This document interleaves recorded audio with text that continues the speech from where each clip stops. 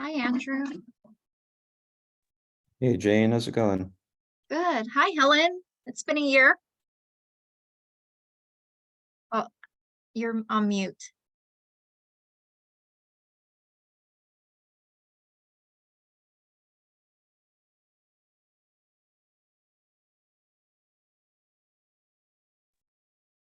I'm trying something new here. I have two screens.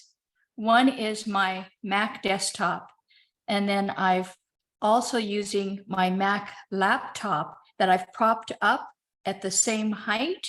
And so I'm going back and forth to see if I can do that and practice. I'd rather practice with my peers rather than with my teacher candidates. But the way that I teach, they all know that I'm crazy. And so it's okay. And they'll say, yeah, you almost got it. Yeah. Oh, hey, you got it. And then they'll go off and, just hand signals, which is fine with me.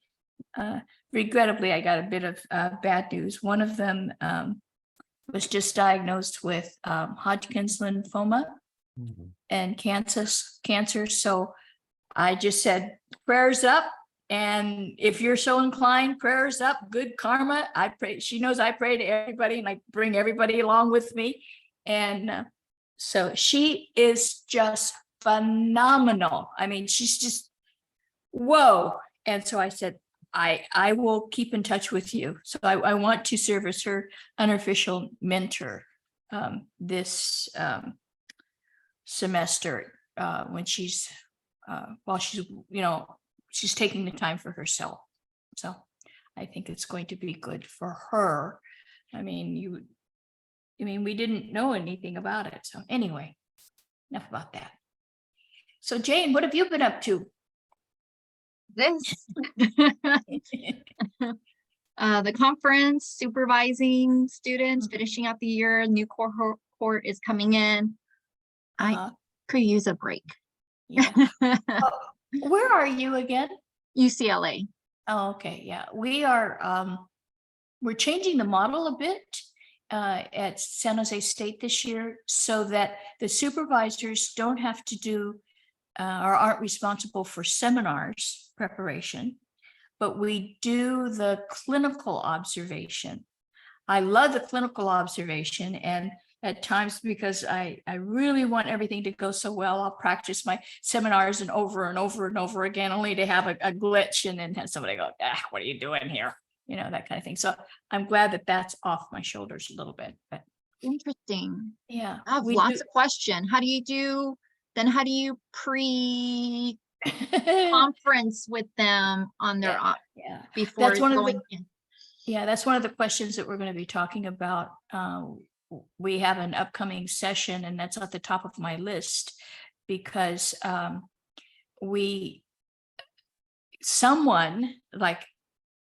we know that it's going to be on Fridays from 4 to 6 for everyone. And then the 143A or the first semester group will meet and they do an in-depth, some kind of, talking after it's like I have a big wad of cotton in my mouth right now, but if you imagine 4 to 5, someone will present the general overview. And then we come in the second hour and engage and talk with our folks and their problems of practice, and we discuss that. But I don't know what it's going to look like. Okay. I have a whole list of questions because it was just, we just found out about it a couple of days ago. But interesting. So you still are in the seminar space, but you don't lead it. And so that's taken off your shoulders, but you're still there to engage with the students. Yeah. So Vanessa will be my partner in crime. Oh, nice. Right? Helen, this is Amy. I'm so fascinated by this because we're still doing our seminars in single subject. Oh, yeah. That's interesting. Well, here's my email, and everybody can copy it down. Or if there's probably going to be some kind of list, but Amy, if you want to reach out to me and I'll be my thought partner in this. It's really hard. So are you ready? It's Helen.Smith At at SJSU. SJSU. Ta-da! That's it. Awesome. Thank you so much, Helen. You're welcome. Yeah, it was so interesting because like I heard from Dina about some other things, but not about, like I heard about the Cal TPA class and everything, you know? All right. Yeah, but not about like this kind of revamped seminar structure, which honestly sounds wonderful. Yeah.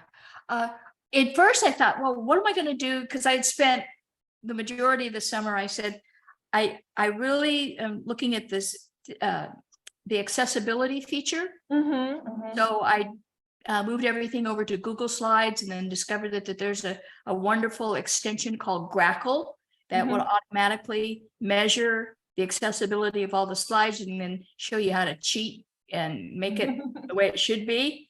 So I was all excited about that. And then only to find out that we're going to be doing it in a different way, but we'll figure it out. So, yeah. Oh, that's great. That's great.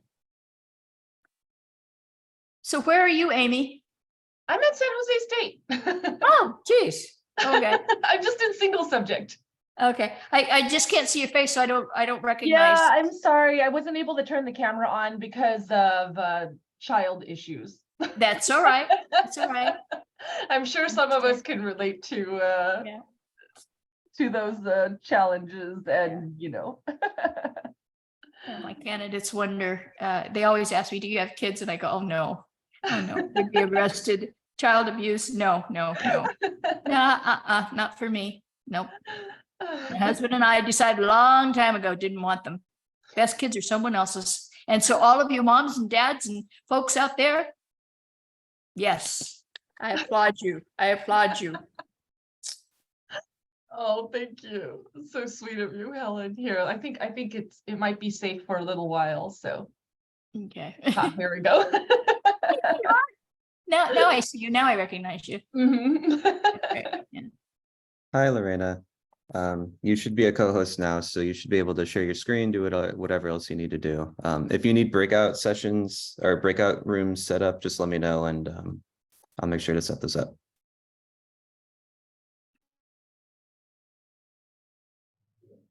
Thanks so much. Can y'all hear me?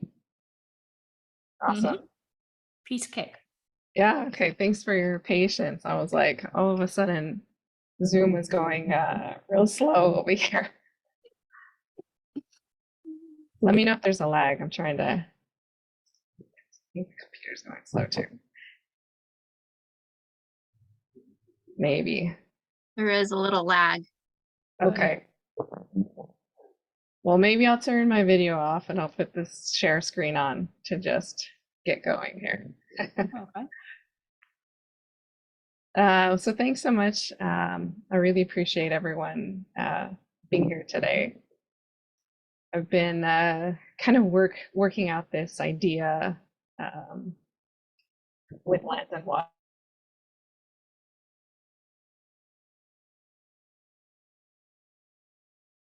Lorena, do you prefer if Andrew shared your screen instead?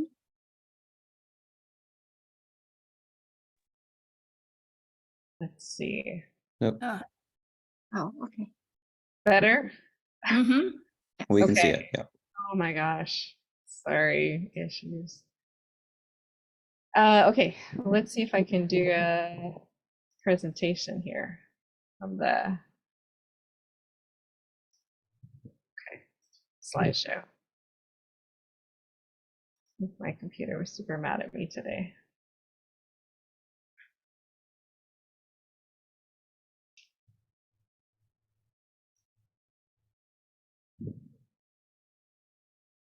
Okay. I feel like I'm still super slow, or you all are. It's probably me. I'm terrible. Okay. Can you see this one on milkweeds? Yep. Okay. So I'll just start with the lands and waters because that's how I have come to understand the work. So I'll start with a small story and then maybe we can talk more about what this means for supervision. I promise I have a point.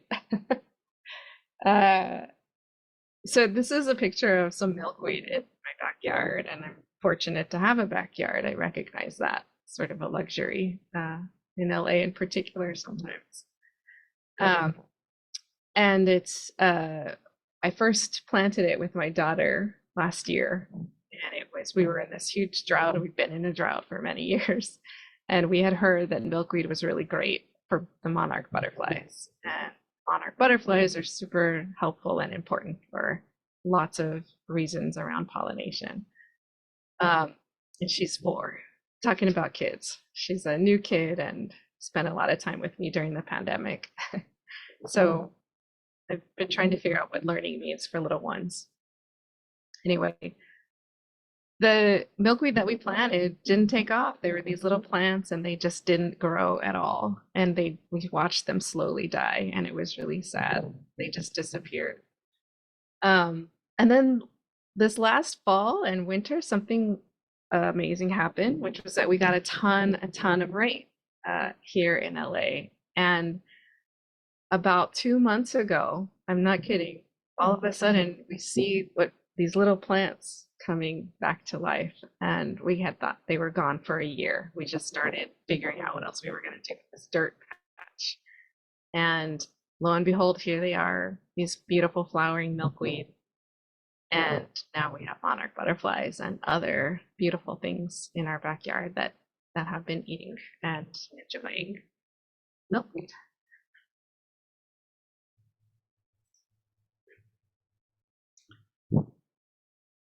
Ugh. Now it's not advancing. There we go. I don't know if this is going to work. Can you hear that?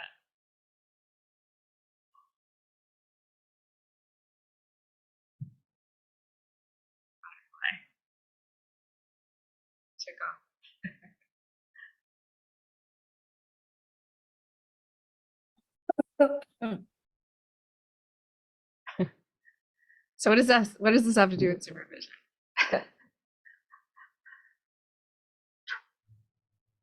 Oof. I think like the milkweed, I've been thinking about the many purposes and what we do and how we're connected to lots of other things in our work. At the beginning this morning, Mika talked about, and I think I was actually maybe the first person who introduced everybody, that we do this sort of bridge of reinforcing or thinking about teacher ed programs and practices. We are navigating school systems, we're building relationships. There's a lot that we do. One of the other pieces is supporting or bridging classroom practice. And sometimes that means, I know as a former, supervisor, and now sort of more in a professorial role, a lot of my time was spent like as a counselor or a therapist or just listening. Sometimes you're cutting paper or making copies and helping people in their classrooms. Sometimes you co-lead or take a small group and you're teaching. And sometimes it's really hard just to observe with both teaching and evaluation eyes. I started to think about this as a chessboard. My brother used to have this 3D Star Trek chessboard. I've never seen this. It works on multiple levels. And it's a really interesting game to play this way because you have to think of the moving pieces in multiple directions. And I started to think about teacher ed in this way, that you're thinking of multiple contexts of teachers in the classroom, students in the classroom, and our programs, and then our communities and our contexts. And so it's just, you have to keep it all and you have to hold it all. And so we're in this very interesting position. I'm going to jump right in and then I'll stop talking. One of the things I've been struggling with, what is pedagogy and what does that actually mean? We've been talking about culturally sustaining pedagogies for a bit in our program, in other social justice programs. This is from Alim and Paris's work. Recently, I've been working with the ethnic studies pathway. And so we have a sort of a other version of ethnic studies pedagogy that is similar and different. We've been working with Santiago Gonzalez's, oops, I have an extra R in there, piece around what is ethnic studies and this complexity of purpose and context, content, methods, and identities, and how this all is what we have to think about when we think about pedagogies. All of this is to this idea of lands and waters pedagogies. And like I said before, there's a group of us that have been working and thinking about what this means in teaching in schools and in teacher education in our program in particular. Trisambo Stewart is a Tangba, Luciano Gabrieleno, and at UC San Diego.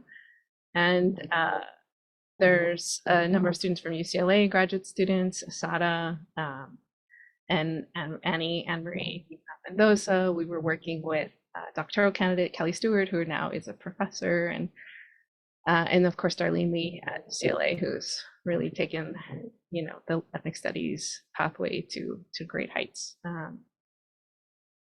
And so very cool group of scholars. And so we kind of put together a bunch of readings. I can, you know, put this up on our shared docs later if you're interested in some of the frameworks or theories that we put together. But it's been years really now that we've been kind of putting together what this is. And we've been drawing from different frameworks and different theories. And so essentially, we came down to this like image of a basket and how we're weaving these different theories together to come up with lands and waters pedagogy. So I'll just get down to the big pieces, the big takeaways from a lot of Indigenous scholarship. There's the 5 R's around relationality, responsibility, reciprocity, relevancy, and respect in research. And we were like, well, what does that look like in teaching? Lands and waters is super important for nature culture relations. I'll talk more about non-human centered relationships. And then the idea of criticality, critical consciousness. I know you all know stuff about this. And then there's this idea of socio-ecological justice, which includes self-determination and sovereignty. And so one of the big differences, I think, with the work we're doing is that we're really intentional about beginning from the original caretakers of the land, waters of which our schools and on which we reside. Okay, so I'm gonna give some examples. I know it's the end of the day and I'm having like technical issues, but hopefully you're with me. I see any thumbs up or any like, okay, we're with you, and then we'll get to the cool activity. Okay, cool. So there's this activity called the Land as First Teacher, which we adapted from Sandra Steyer's work. This piece is called Land as First Teacher, a philosophical journey. And so I thought maybe we could take some time to kind of get into what this feels like. Maybe you've done something like this before in other spaces.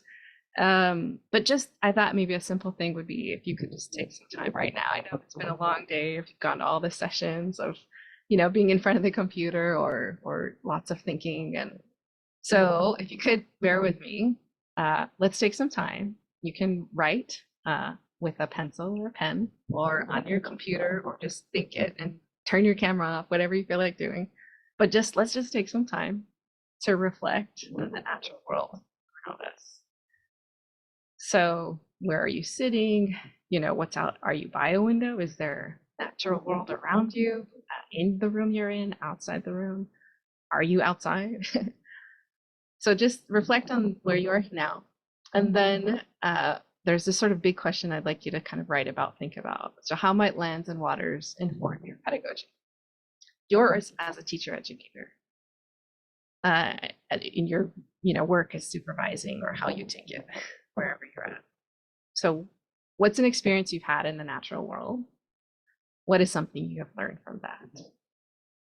And or please don't feel like you have to answer all these questions, whatever resonates with you.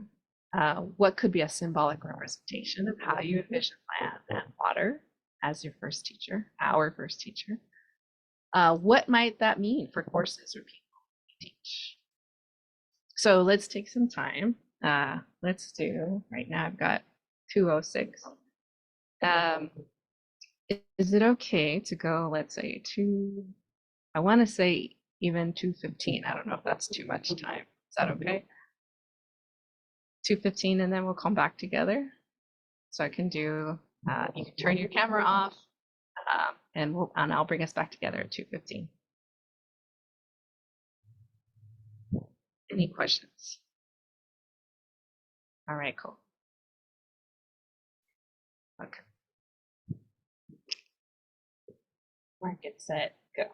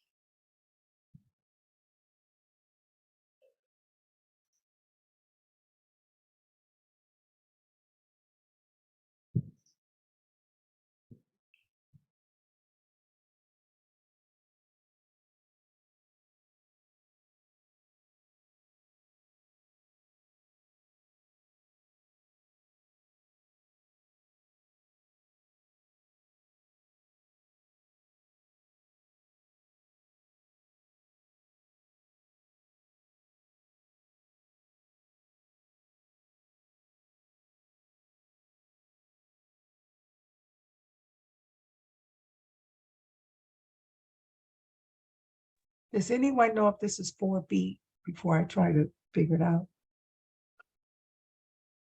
Did you guys do A or B? Anyone? This is for A. Oh, okay. I want to go back and do 4B. Thank you. Do you need the link? Please. Thank Okay, you. give me one moment.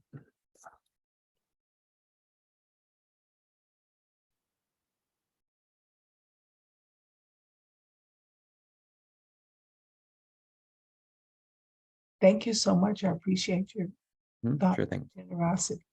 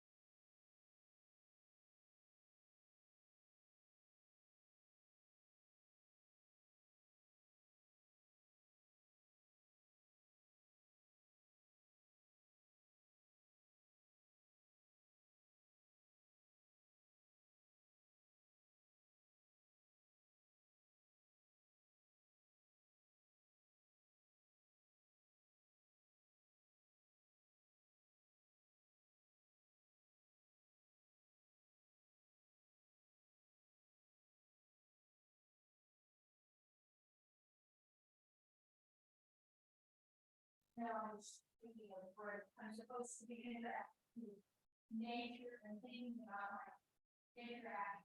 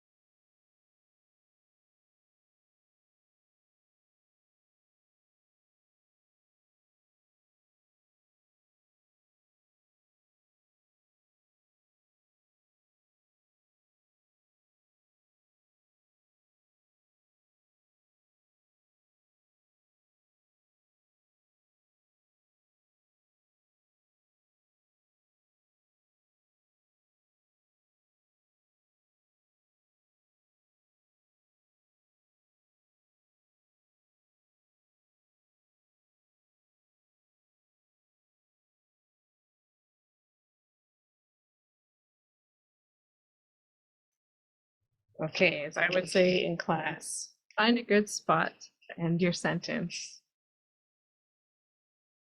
Sometimes we would say, just drop a period somewhere. It'll be okay. Hopefully, there was a really great side note. Thank you, Samika, for asking. There was a question around like, oh, struggling with like, what does that mean, symbolic representation? So that was the note for sort of, you could take it any way that you will, and I'm super curious to hear how you all have taken up the thinking. Can we do a little breakout and then share with some folks in your group? If you don't want to turn on camera, totally understand. And just, stay in the main room if you feel uncomfortable. And then we'll come back together. So let's just do like 5 minutes. Is maybe that okay? So we'll do, how many rooms is that? Can't see how many people. There we go. I'll try this, see if that works.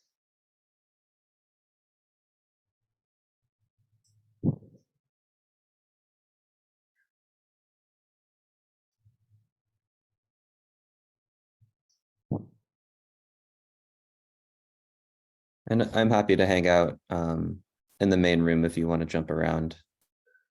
Cool. Just in case people show up. Yeah. Okay. Yeah. Of course, whatever you're. So sorry about the technical issues. Did we No. lose people at the beginning? Couple. And not any more than we've been losing in other sessions. Okay. So I don't, yeah. All right, thank you. I'll join in the big groups. Well, I'll be back. Thanks Okay. so much.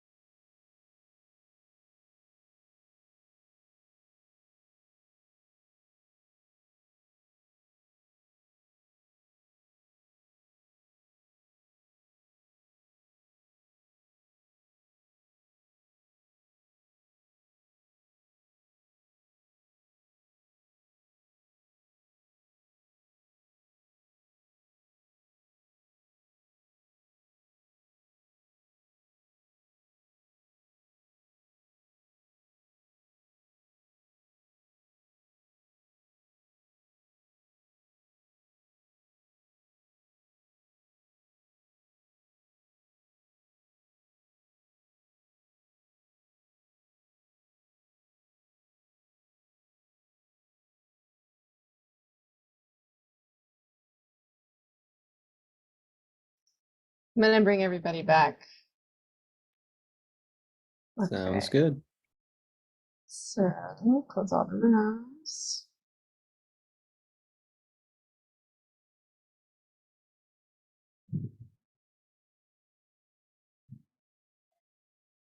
Sorry, it's Kristen. It looks like you jumped, you ended early, so had to jump off. I was just jumping back on. Oh, great. No, no problem. It's always a test, I think, of like who comes back right away because they're like done in their breakout room, or who's still like in good conversation and they wait, that 60 seconds that they have left to wrap things up. Yeah, I will wait till everyone comes back, but thank you. Yeah, no, thanks for being here. Good to see you. Be in community. And thanks, Andrew, for all the work you've done for helping out. I know this is a lot. Labor of love. Not at all. Thank you for running this workshop. We definitely appreciate it. Thanks. So it's definitely close to my heart, so it's nice to be able to talk about it. Hey, everybody. Okay. Welcome back as people are coming back. I'm going to put a question in the chat for our group, kind of full group discussion, and just sort of open it up. Here. I hope you had good conversations. Hope that was a little nice break and community time together. And I wanted to hear more from our group for sure. But I wonder if we can turn to sort of building from that, and then thinking about what that could mean, sort of as a group. So feel free to unmute yourself or put things in the chat. And like I said, I know I kind of threw you in on this. Like with the students, we spend a little bit more time, reading the article and talking about lands and waters and what is a metaphor, and how do you give meaning to something, or what do things mean? And so I'm curious for you all, what were some of the things that popped up in your small groups? What do you think this could mean for teaching and learning in our schools and our work? I mean, there's these layers. It could be K through 12, schooling.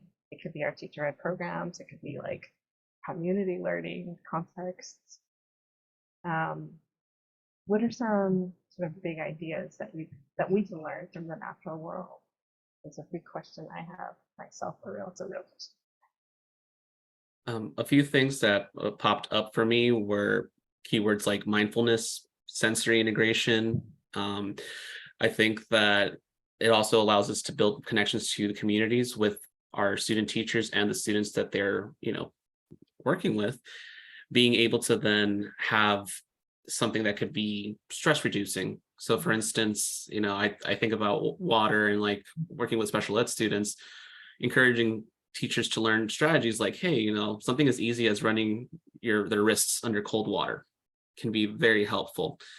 And then having my school, which recently they had some of the students build like a planter box, and that's something that Phil did with like some nice local like plants, and then building some of like ownership in that and some self-esteem growth out of that, being able to know that they're the ones that are maintaining and keeping this thing alive.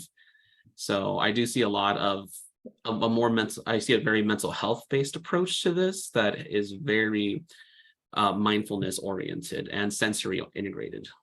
That's awesome. Yeah, I see some in Sumitha's note on the side here too. There's something more than metaphors that's like sort of really just real science, like what's really happening with this plant or with the water, and what should we know about this that is super important to how we exist, besides relationality. There's and you're hitting on some of the big points from Leanne Simpson's work around Lander's first teacher, which is there's sort of these domains. There's like the metaphorical, like what do we learn as from metaphor, like, oh, this palm tree is like my teaching and it's strong and it bends in the wind, or the science, right? Or the reality of like, what do we learn about survival from this, cell, or from this fungus, or from, And then there's these sort of other pieces around dreaming and reciprocity. So thanks for sharing. This is beautiful. I wonder if anybody else, I kind of named Samita, but if anybody else feels like jumping in.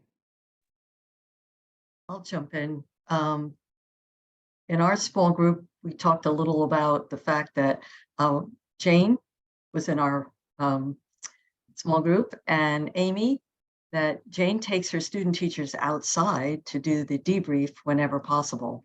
Yeah. And I share that. I don't do it as much as I should, and certainly not in the heat, but we do go outside when it is possible, sit at one of the lunch tables or anywhere we can find a spot to do our debrief. And it really does change the tenor of things, and everybody kind of breathes a little more deeply and relaxes. Yeah, I've really been, rethinking this too. We have a lot of schools in LA that are full of concrete, and it increases the heat. You might have seen some of the news around how there's a big push to dig up the concrete, because kids like myself grew up just trying to find some sort of sliver of shade. And this is what we put our kids in every effing day. Sorry, somebody else had unmuted. I'll stop. I actually muted accidentally, but I will talk anyway.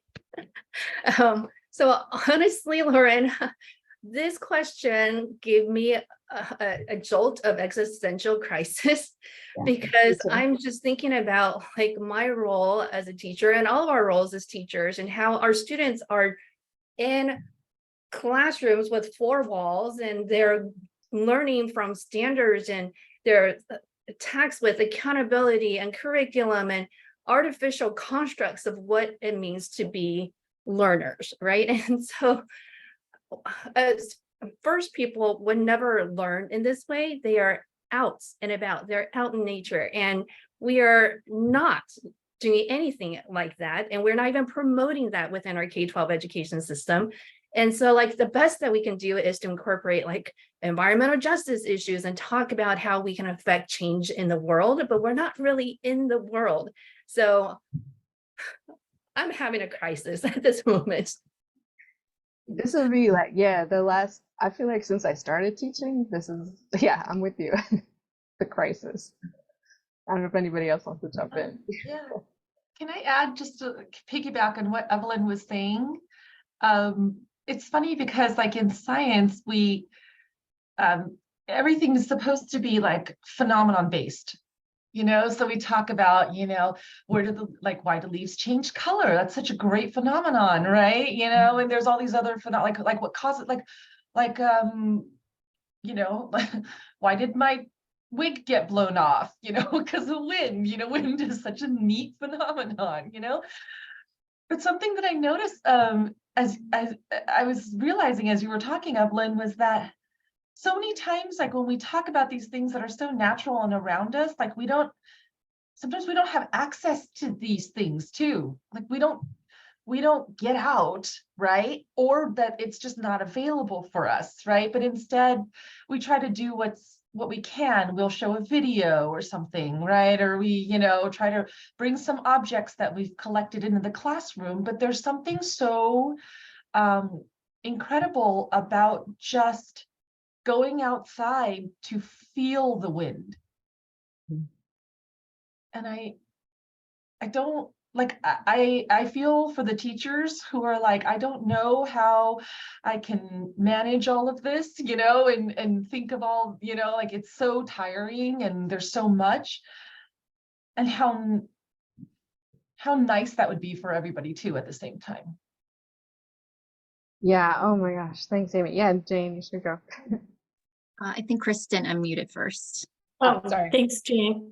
I just wanted to provide a ray of sunshine, because those things are so valid of what you're saying. And I think sometimes we need to go outside as teachers to be more inspiring for our students and catch our breaths.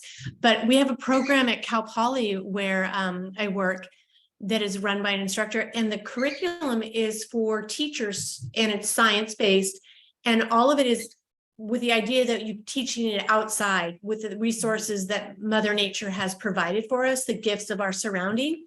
So you're not having to bring in, Amy, like you're talking about, we don't have that the the materials. No, actually, we do have the materials. They're all outside. We just need to go out and look at them, such as the wind, and talk about that. So there are programs, and it's being taught to provisional teachers and people going into the field. So there is hope. Evelyn, don't give up. Don't feel so much despair. Yeah, thanks for bringing that up. I remember, and Karen, I'm looking at you. I remember you from our school days. In places like the Pacific Northwest, there's all these like forest schools, and all this stuff popped up during the pandemic where people were like, "Oh, let's do outdoor schooling," and I was like, "Oh, we could do that." But since back in the when I was in Seattle for a while, I was like, oh, this is so nice to be out in this place. And in LA, like we just have such heat sometimes where it's just brutal. But that's part of the learning, and that's part of the reasons why we need to just be outside, because that is mostly where people are, and that is what we need to be figuring out how to be. The hotter it gets. I'll say, just to your point. So there are ways of reimagining, and I don't want to just put it in forest schools or like, oh, we don't have forests near us, we're in an urban city, and there's a lot of work done by my colleagues here, Megan Bang. We've got a new group of faculty coming in who are really trying to help us think about urban ways of thinking about living with the natural world in urban spaces, and part of it is we're doing a lot of things wrong in urban spaces. Like we really need to be stopping everything that we're doing and being like, what is the better way of doing this? So, Jane, I know you had a hand up earlier, sorry. No, Lorena, you actually touched on a conversation you and I had a couple of years ago about forest schools. That's what I was going to bring up, and that, no, we can't bring the forest in. But what I have noticed with field supervision is that so often the rules are different when we take kids outside. Teachers are okay with their students talking loudly outside. That maybe wouldn't happen in a classroom space. Students tend to cluster and collaborate and put their heads together when they're working outside. That doesn't really often happen in the classroom space, where we're trying to encourage them to collaborate, but they're not really doing that. So I find that whenever we take kids outside, and I mostly work with high school. When I do field supervision, it's high school math science teachers. It's amazing how it changes the way those high school kids interact with science or math, just because they're outside versus inside. And I think that shows also that the rules we have for inside spaces might not be the best way for our students to thrive. Yeah. So for me, there's two big collisions that happen in, at least where I'm at in my position, which is I teach social foundations courses. So it's all this social justice, theories and society, and my colleague Ananda, who really is the one who introduced me to Lands and Waters, works in learning theories, child development or whatever you want to call it, learning theories. But she's got all these really cool ways that she and I and our whole group have been talking about how these are so connected.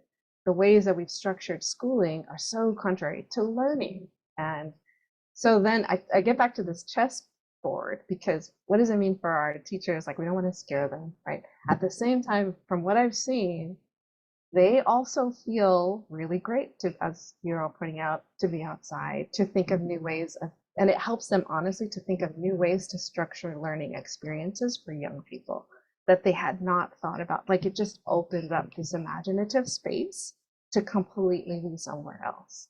And more than that, to be in better relationship as a society. So to me, like, this all connects to, like, as a society, we need to be doing completely different things. So yeah. I feel like, so go for it, Samita. And this maybe will take us too far off track, but I hope it doesn't. I'm really struck by this thing of, like, when we take the students outside, they interact in different ways. And then, Lorena, you said we need to help our student teachers imagine different ways of teaching. And those of you that are in math ed probably have been looking at the Building Thinking Classrooms book, and how what that book does is what that research does is it puts students into different situations to break their idea of what school is supposed to look like. And then once we break their idea of what school is supposed to look like, they shift from students who are doing the verb of studenting to people who are learning. But what I'm struck also by right here in terms of our work with student teachers is I think that a whole bunch of teachers do teachering. And when we take them outside, then we break their idea of what it is that they're supposed to be doing with their students. Like, who was it that said, oh, we take them outside and it's okay if the students talk louder. We take them outside and it's okay if the students cluster in these different ways, right? In a way that it wouldn't be okay inside the classroom walls. So that was what I was thinking.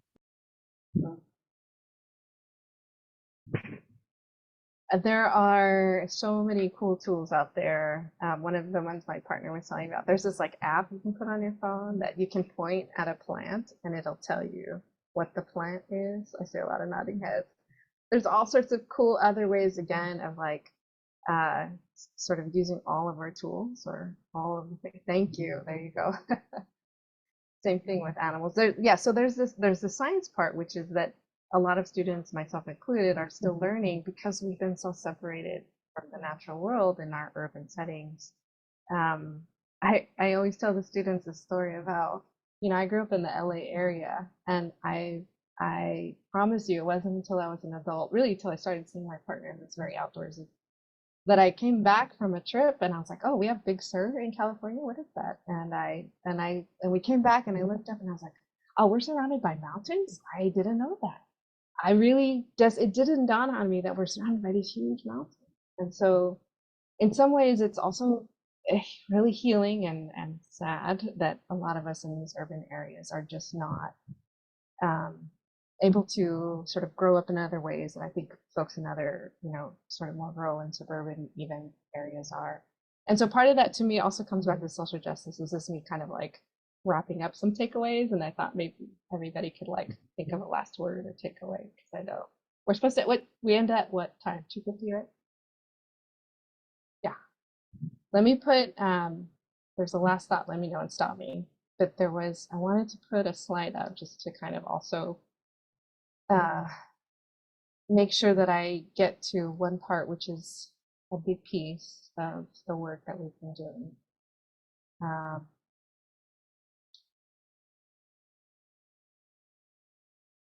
So you all are giving some great examples. I look back at my time of teaching and I wish that I had known this when I was a K-12 teacher.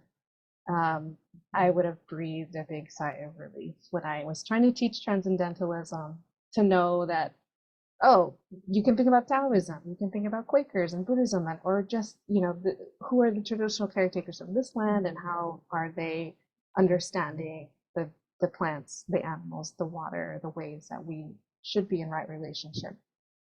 In STEM and history, y'all were naming some like activities. Ananda has a really good one where you pick plant relatives. And so you pick a plant and it becomes like a relative. You need to get to know them. Like, who are they? What do they like? What do they do? Simple activities, learning about the water cycle for my students. I know this feels like a curricular piece, and our roles in supervision sometimes don't give us time to introduce new content. But I know in each of your areas, you're all experts in your content. And so I can hear you're imagining and thinking of, lots of different ways. But for us, just doing a lesson on the water cycle outside, at UCLA, I realized a lot of our students didn't really understand sort of how water, ends up in the water table. And again, that's because a lot of us who grew up here, we just didn't have this education. We just didn't. And so it was news to me that there's water below the ground and that it's putting water in the aqueduct that is problematic because it doesn't get to all these other plants, which gets to the piece that you all are bringing up, which is social justice. It also is an issue of history and justice, knowing why our water is the way it is. It's not just the drought, it is people who have created these problems. I'm going to just say some takeaways from me, and then maybe we can each do sort of a share out of what's popping for you. One big thing I need to say is it's not just place-based education, not environmental education. It's not just social emotional healing, although all of that is part of these ideas that I think are coming from Indigenous scholars working in different fields that we've sort of been putting together. It's community engaged. It's not just that. It's not just climate change. It's not just Dewey and hands-on learning. It's not just Frere and critical consciousness. It's not co-opting Indigenous ways of being and knowing. What we do want to think about is how to bridge our coursework. So I know this is not the work of supervisors alone, but in teacher ed, we need to really be connecting our courses much better with learning theories and making that real. Like this is really what it could look like, and that's hard. We're far from it. The last one on here is to really begin from the original caretakers of the lands and waters. And so the big piece that we've been working with is to help teachers understand what it is to be on Tongva land, to have our schools on Tongva land, to know that the waters flowing here beneath us that have been, you know, imprisoned, if you will, that there is a way that they should be, and that there are people here who have been fighting and continue to fight for the natural world, even in our urban spaces. Jane knows this. We have a Tongva site that's right near a school here, the Currawonga Springs. It's a sacred site, and we need our teachers to know where that is and what the waters are there, why the springs are sacred. And so that's part of our job too, I think. And again, as supervisors, what that means for me is that we just help in the short term, help our student teachers, new teachers, begin to be in right relationship with the world. And I will promise you, of all the politics of what we're in our schools and the society, like it's a little bit of a sigh of relief to be like, oh, but my focus really should be, or like what's really important is to be in a better relationship with the natural world more than humans. To start from learning from lands and waters has been a big one for me too. Like whatever I'm teaching, to begin and end with lands and waters. It's been a real challenge, and it's a lot. It's so helpful. To begin from lands and waters was thinking about social justice, and to really rethink, as you all are pointing out, long term, how do we think time and how do we rethink space when we think about how to reduce. And I think we can do that in our own teaching and our own supervision work.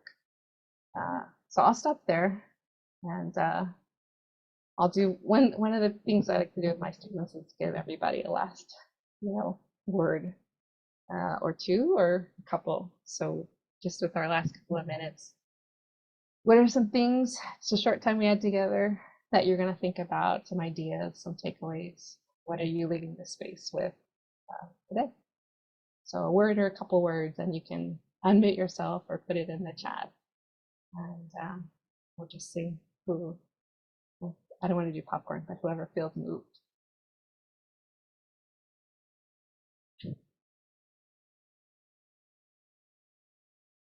Encouraging my student teachers to have more lessons that are outdoors, outside the classroom. And one thing I mentioned during my small group was an interdisciplinary approach. So being able to actually take science, take math, take English, and put it outside. And, what is the color? What is the size? And what is the meaning of this flower?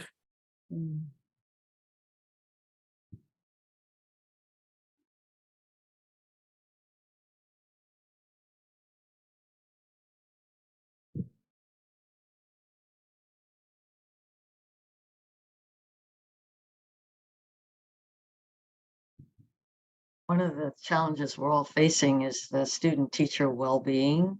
They're really feeling it. And if maybe to have a discussion with them to find out if there's any way they could spend more time outside, or suggest it to their peers that they meet up somewhere and go for a walk or something between the time they end one class and begin another, on campus or wherever it is they're meeting, because they just forget and they're so tired or they're so focus that they don't think that they should do anything for themselves. And I'm like, no, a 10-minute walk, something to break the stress so that you can go on to the next thing, your night classes or whatever it is you need to do. That's really valuable.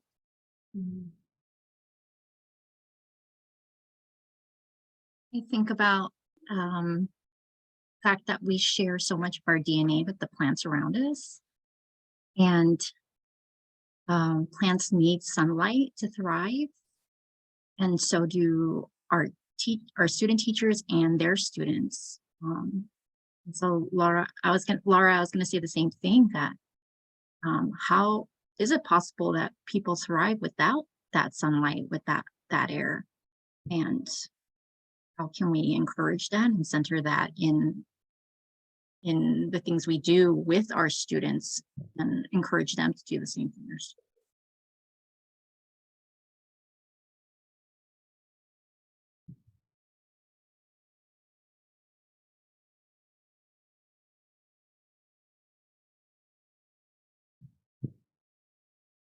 Yeah, the slides will definitely be available. Yeah.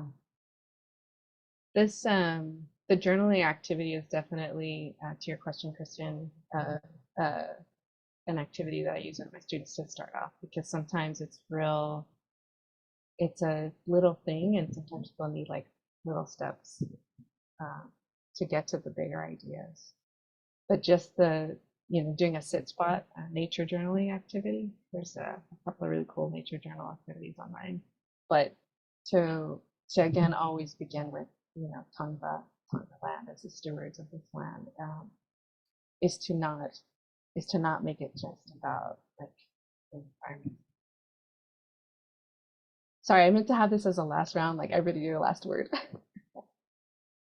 Do we do any more? I should just leave it for last words. Sorry.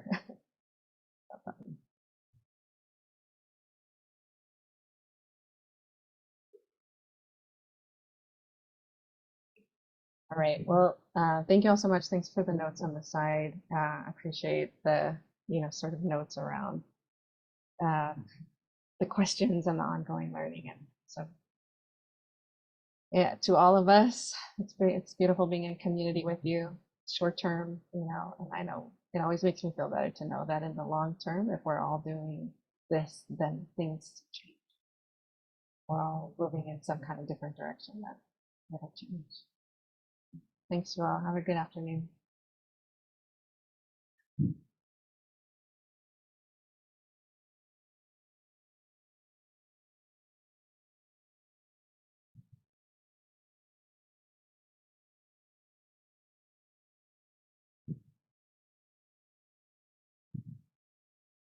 Thanks so much for